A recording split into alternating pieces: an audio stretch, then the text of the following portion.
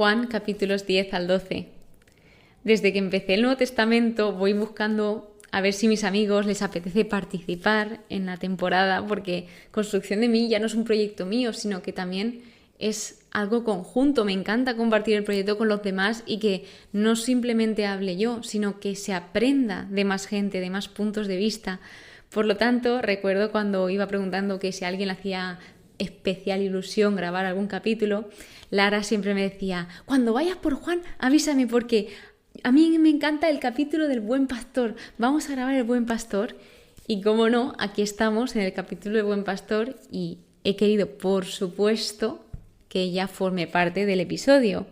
Así que para mí es todo un honor y un privilegio que ella participe en el episodio y que nos comparta eso que es tan importante para ella. Agradecerle el tiempo que ha dedicado a prepararse el capítulo y también a ponerse a grabar, que no es nada fácil. Con todos vosotros, Lara. Hola Eva, ¿cómo estás? Antes de nada, presentarme.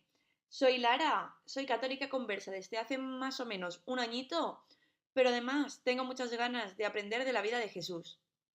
Y de verdad que gracias a personas como tú, puedo hacerme una idea de lo que el Creador ha hecho por nosotros, dándonos su regalo más grande, que es la vida. De esta vida trata el capítulo que vamos a leer hoy y que vamos a comentar.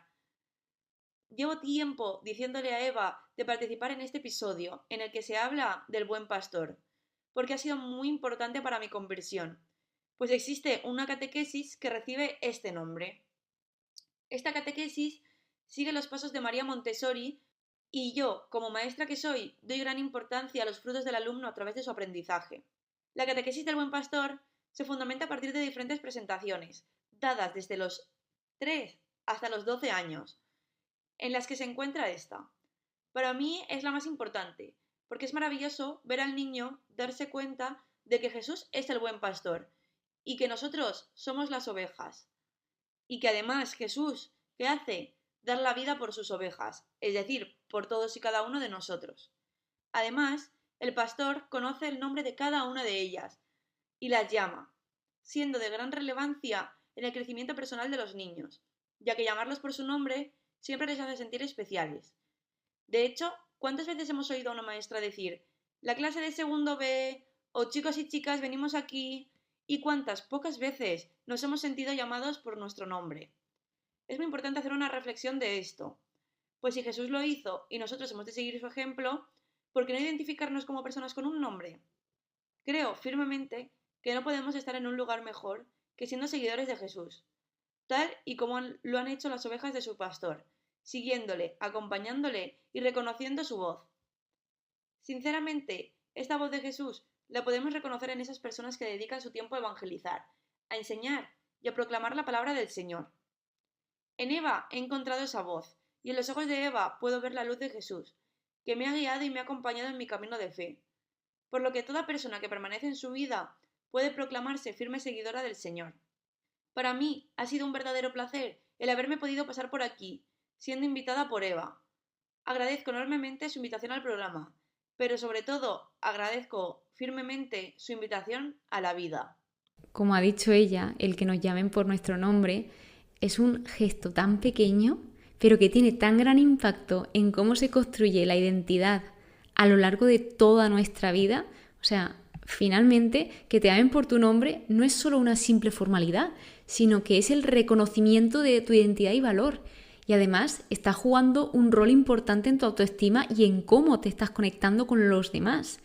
Recuerdo una anécdota, que estaba conociendo a un chico y me llamaba por mi nombre como muchas veces y yo le decía: es que me encanta que me llames por mi nombre, porque, a ver, obviamente las personas te llaman por tu nombre, pero no siempre te suelen llamar por tu nombre. Generalmente a lo mejor te suelen decir hola, tal, pero a mí me gusta que me llamen por mi nombre. Y Lara creo que lo ha hecho genial, o sea, lo ha repetido constantemente y es que ella, pues, aparte de eso, tiene muchísimos más dones.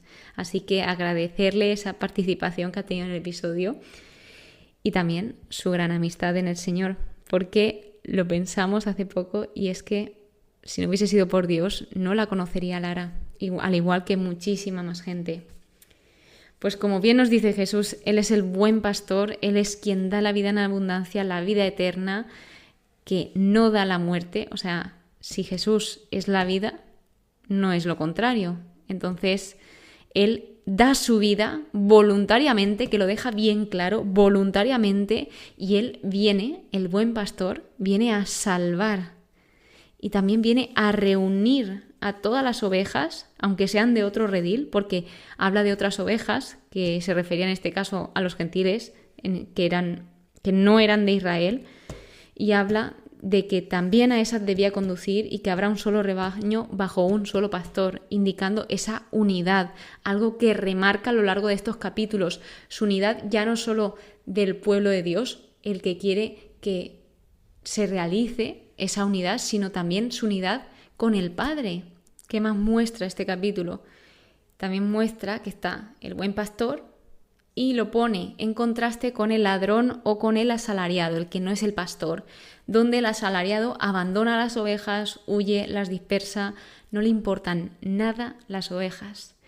Que pensando me he dado cuenta que, no sé si sabéis esta frase de Dios nos llama por nuestro nombre, pero el diablo nos llama por nuestro pecado. Ojo, es decir, Dios te llama por quien eres aun sabiendo todas tus debilidades y defectos. Sin embargo, el diablo, a pesar de que tengas virtudes, te llama por ese pecado, que además él es el responsable de tentarte a tener ese pecado. Ojo al dato. Pues sin embargo, vemos cómo a Jesús, al buen pastor, le importamos. Vemos cómo se dedica a cada uno de nosotros. Nos va llamando uno por uno. O sea, ¿qué pastor va llamando una por una a todas sus ovejas? Pues no las llama a todas de una. Sin embargo, Jesús va de una en una. Así que continúa con la fiesta de la dedicación, donde aquí ya se decide que iban a matar a Jesús y habla de la verdadera identidad de Jesús. Que no lo he dicho, pero no sé si sabéis, yo lo aprendí hace unos años, que cuando tú vas a rezar es importante saber el nombre. No sé si os habrá pasado, pero cuando decís, reza por mi tía del pueblo, y que te pregunten, ¿cómo se llama tu tía del pueblo? Porque es importante que en la oración también llamemos por el nombre de la persona que estamos rezando. Continúo con los judíos que aquí le estaban diciendo a Jesús, si tú eres el Cristo, dínoslo. A lo que él respondía, ya os lo he dicho, pero no me creéis. Jesús les repetía constantemente y tenía muchísima paciencia, sin embargo, no hay mayor sordo que quien no quiere oír. Nadie puede arrebatar nada de la mano del Padre. Yo y el Padre somos uno. Os he mostrado muchas obras buenas de parte del Padre. ¿Por cuál de estas obras queréis apedrearme? Y ellos le contestaron, por una blasfemia y por hacerte Dios. Y Jesús continúa y deja claro que la Escritura no debe fallar. O sea, la palabra de Dios es fiel y la Escritura nunca se equivoca porque es palabra de Dios. Continúa diciendo que se les escapó de las manos porque Jesús está en control, o sea, Dios está en control y no iba a ser cuando ellos quisieran, sino cuando Jesús se quisiera entregar voluntariamente y cuando fuese la voluntad del Padre que Jesús también quería seguir. Y tan ejemplo de hacer la voluntad del Señor es Jesús. Muchos acudieron y decían, Juan no realizó ningún signo, refiriéndose a Juan el Bautista, pero todo lo que dijo Juan de este era verdad, por lo que creyeron en Jesús, porque fueron viendo y fueron dándose cuenta de que todo lo que se había dicho sobre Jesús era cierto. El capítulo 11 es la resurrección de Lázaro, que también es un capítulo muy especial, que solo tiene Juan, y vemos que esta es una de las ocasiones en las que alguien querido y cercano a Jesús le pide algo. Vimos una de ellas como la boda de Caná, que la madre de Jesús pues le pide esa ayuda a Jesús, y en este caso lo piden las hermanas de Lázaro, que son María y Marta. Señor, aquel a quien tú quieres está enfermo. Este es el mensaje que le mandaron. Entonces Jesús responde, esta enfermedad es para la gloria de Dios, para que el Hijo de Dios sea glorificado por ella. Nos dice que Jesús amaba a Marta y a su hermana y a Lázaro. Los discípulos no comprendían cómo es que Jesús iba a volver, porque lo querían matar. Entonces le dicen, ¿y vuelves allí? A lo que obviamente iba a volver Jesús para Lázaro y aparece Tomás, uno de sus discípulos, el mellizo llamado, y les dice a los otros discípulos, vayamos a morir con él, porque esto es una referencia a lo que verdaderamente significa ser discípulo de Jesús. Lázaro llevaba 4 días en el sepulcro, es decir, que llevaba 4 días muerto, y Marta se acerca a Jesús y le dice, Señor, si hubieras estado aquí, no habría muerto mi hermano, pero aún ahora yo sé que Dios te concederá cuanto pidas. Es decir, a pesar de que su hermano había fallecido, que esto nos puede suceder, que por la pérdida de un familiar o de un ser querido, pues la fe vaya menguando y se haga pequeñita, pues a pesar de ello, Marta le sucedió todo lo contrario, sino ella siguió confiando aun en medio de ese dolor. María también le dijo esto, que si hubiese estado ahí no habría muerto su hermano. María estaba llorando, que Jesús la vio, se conmovió interiormente y se turbó. Les dice que su hermano resucitará y le continúa diciendo, yo soy la resurrección, el que cree en mí, aunque muera, vivirá, y todo el que vive y cree en mí no morirá jamás. ¿Crees esto? A lo que le responde a Jesús, sí, tú eres el Cristo, el Hijo de Dios. Esto Marta, y Marta va a llamar a María. En cuanto oye que el Señor le está llamando, se levantó rápidamente y fue a su encuentro. O sea, ¿cómo actuamos cuando Jesús nos llama a nosotros? Fijaos con qué prontitud María, en cuanto lo oye, actúa rápidamente, instantáneamente. ¿Y nosotros cuándo actuamos? Pues cuando Jesús vio a Lázaro, dice que se conmovió entre lágrimas.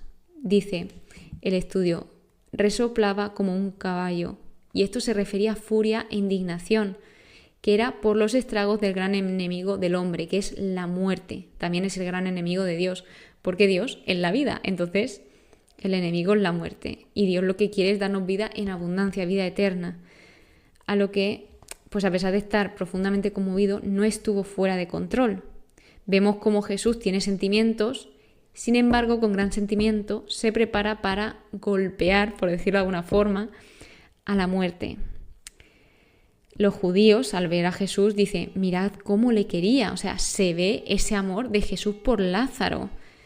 Marta dice de nuevo lo que hubiese pasado si hubiese estado Jesús, y Jesús le dice, ¿no te he dicho que si crees verás la gloria de Dios? Podrían haber visto el resultado final y estar felices, pero se hubieran perdido la gloria de trabajar junto con Dios para realizar su plan. Muchas veces nos pasa que queremos que Jesús, que Dios, haga una cosa rápidamente y nos perdemos el proceso. Y el proceso justamente, sí, es difícil, no te voy a decir que no. Es muy, muy, muy difícil, muy duro, muy complicado, pero gracias al proceso llegas a esa meta y en el proceso aprendes muchísimo y da mucho fruto ese tiempo de proceso y de preparación. Padre, te doy gracias por haberme escuchado. Bien sé que tú siempre me escuchas. ¿Qué nos está diciendo Jesús? Jesús está diciéndole esto a su Padre, a Dios. Es decir, que si Jesús está diciendo, bien sé que tú siempre me escuchas, te doy gracias por haberme escuchado, quiere decir que Dios escucha siempre. No es que Dios no me escucha, mentira. Dios te está escuchando. Que actúe o tú creas que no actúe, eso ya es cosa de cada uno, eso es respetable, pero hay algo objetivo y es que Dios escucha y escucha siempre. Le continúa cuando las autoridades judías deciden la muerte de Jesús, que por eso Jesús ya no andaba en público entre los judíos, se fue a Efraín. Los signos de Jesús estaban suscitando reacciones opuestas. Aparece Caifás, que Caifás era el sumo sacerdote, diciendo, vosotros no sabéis nada, ni caéis en cuenta de que conviene que muera uno solo por el pueblo, y así no perezca toda la nación. Dice, esto no lo dijo por su propia cuenta, él estaba profetizando. Y también para reunir en uno a los hijos de Dios que estaban dispersos.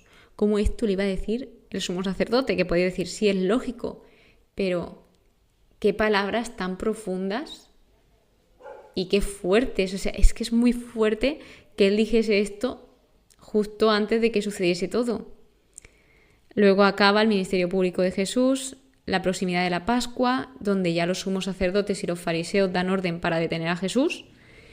Y viene el capítulo 12, que es la unción en Betania, que Lázaro, a quien Jesús había resucitado de entre los muertos, estaba siendo pues testimonio y muchos estaban creyendo en Jesús. Entonces los sumos sacerdotes también deciden dar muerte a Lázaro porque se les estaban yendo los judíos, o sea, iban a creer en Jesús.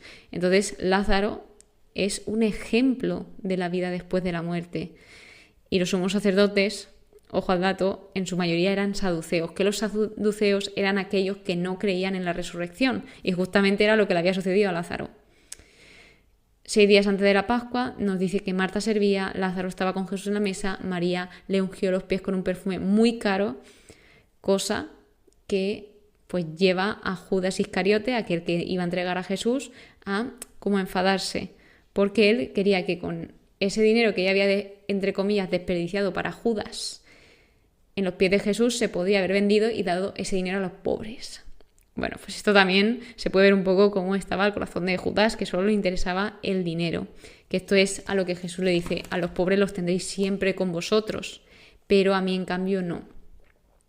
Viene la entrada mesiánica de Jesús en Jerusalén, donde están las ramas de palmera, el borriquillo, se cumple lo que estaba escrito. Los discípulos no comprenden en el momento lo que estaba sucediendo, pero sí que lo comprenden cuando Jesús fue glorificado. Y comprenden que esto ya estaba escrito. Y esto nos puede suceder, que en algún punto de nuestra vida no entendamos varias cosas y que luego en otro punto de nuestra vida entendamos aquello que no entendíamos, imaginaos ahora. Esto es muy, pero muy típico y nos suele pasar muchas veces. La gente daba testimonio de Lázaro y por eso salían a su encuentro. Jesús anuncia su glorificación por la muerte. Aparecen unos griegos, que dice que eran paganos temerosos de Dios, que se dirigen a Felipe, uno de los discípulos. Y Felipe se dirige a Andrés y ellos dos se dirigen a Jesús, porque lo que dijeron los griegos era: Señor, queremos ver a Jesús. Le continúa diciendo Jesús que ya había llegado la hora y habla del grano de trigo que si muere da mucho fruto. Entonces esto es lo que iba a suceder con él mismo, que iba a morir para dar mucho fruto, que iba a morir por toda la humanidad, que iba a morir por darnos libertad a todos. El que ama su vida la perderá, pero el que odia su vida en este mundo la guardará para una vida eterna. En el estudio hablaba de que si somos cristianos debemos seguir a Jesús viéndolo en el camino, centrándonos en los demás y enfocándonos en el cielo, que así es como vivió Jesús, una vida entregada a los demás, una vida viviendo en él para los demás y rechazándose el yo, que ahora se lleva muy de moda el egocentrismo. Una cosa es quererse y otra cosa es ser egocéntrico. Te recomiendo quererte. No te recomiendo ser egocéntrico. En el versículo 27 evoca a Jesús la agonía de Getsemaní diciendo: ahora mi alma está turbada, pero si he llegado hasta ahora precisamente para esto, Padre, glorifica tu nombre. Apareció una voz del cielo, que no es la primera vez que aparece, esta es la tercera vez que aparece, es el tercer testimonio audible del cielo, donde Jesús se muestra que es el Hijo de Dios. La primera voz que salió del cielo fue en el bautismo, cuando estaba con Juan el Bautista, luego en la transfiguración, cuando Jesús aparece transfigurándose en el monte con Moisés y Elías, y estaban 3 de sus discípulos, y ahora que dice esa voz: lo he glorificado y de nuevo lo glorificaré, refiriéndose al nombre de Dios. La gente lo oyó, y había gente que lo oyó como un trueno, y había gente que lo oyó como un ángel. El príncipe de este mundo será derribado. ¿Y a quién se refiere con el príncipe de este mundo? Al diablo, a Satanás, que será derrotado. Porque hay 2 reinados, el de Satán, que está dominado por la mentira, el mal y la muerte, y el de Cristo, que está dominado por el amor y la comunicación de vida. Y el de Cristo es quien tiene la victoria, porque Él en la cruz es donde se le dio esa victoria. La vida triunfó ante la muerte. Nos dice que debía de ser elevado para dar a entender ese tipo de muerte que le iban a aplicar. Caminad mientras tenéis la luz, para que no os sorprendan las tinieblas. Después de esto se marcha y se oculta hasta que llegase su hora en la que se debía entregar. Y este capítulo acaba con una conclusión de la incredulidad de los judíos. Aún Jesús realizando obras tan grandes, signos, milagros tan grandes, seguían sin creer. Sin embargo, no es que sea bueno o malo, sino es que esto debía de hacerse, debía de ser así, porque de esta forma se estaba cumpliendo el oráculo, esa profecía del profeta Isaías, que Es que vosotros imaginaos ser Isaías, tener un libro en la Biblia y encima que en el Nuevo Testamento os nombren, que el mismo Jesús os nombre. Creo que Isaías es el único profeta que está nombrado en los 4 evangelios, por lo menos hasta donde he llegado. Creo que no se nombra a ninguno más. Creo que no. Como mucho, a lo mejor Daniel debería de comprobarlo, pero el que más sale es Isaías. Muchos magistrados creyeron, pero no lo confesaban, porque prefirieron la gloria de los hombres a la gloria de Dios. ¿Qué gloria preferimos nosotros? ¿La de los demás? ¿Ser aceptados por los demás o ser aceptados por Dios? Complicated. Y bueno, el versículo 44 nos muestra que creer en Jesús es creer en Dios, porque Jesús es Dios. He venido yo la luz para salvar al mundo. Yo sé que su mandato, refiriéndose a Dios, es vida eterna. Estas fueron las últimas palabras que Jesús dijo en público, registradas en el Evangelio de Juan. Es decir, Jesús está enfatizando los temas de todas sus predicaciones en Juan. Así que junto a esto pues vemos esa importancia de seguir a Jesús, ese amor que Jesús tiene por cada uno de nosotros, y no olvidemos que el mismo Dios que podría literalmente pasar de nosotros, podría también no preocuparse por nosotros, lo hace. Aun pudiendo pasar, lo hace. Aun pudiendo no amarnos, sigue amándonos. Y aun pudiendo llamarnos en general, nos llama a todos y a cada uno por nuestro nombre, porque somos únicos y Él nos ama a todos y cada uno de una manera única. A Él sí que le importamos, a Él sí que le importas. Muchísimas gracias por estar aquí, muchísimas gracias a Lara por participar y ser parte de este episodio. Espero que pases muy pero que muy buen día y que Dios te bendiga.